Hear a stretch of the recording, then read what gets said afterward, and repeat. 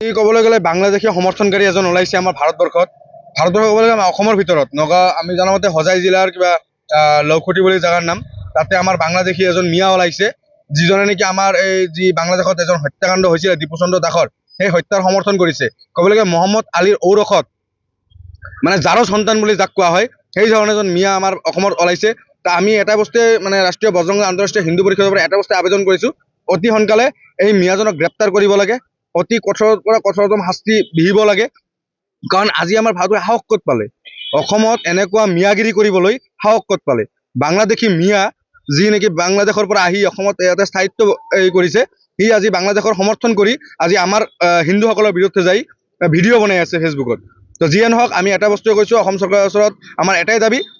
যে অতি সোনকালে এই বাংলাদেশী মিয়াক গ্ৰেপ্তাৰ কৰিব লাগে আৰু কঠোৰৰ পৰা কঠোৰতম শাস্তি দিব লাগে অন্যথা আমি ৰাষ্ট্ৰীয় বজৰং দলে ইয়াৰ কাৰণে আমি দৌৰি দৌৰি ইয়াক কোবাই শেষ কৰি দিব পাৰিলোঁ হয় কিন্তু আমি আইনৰ ওপৰত আমাৰ ভৰসা আছে যাৰ কাৰণে আমি আজি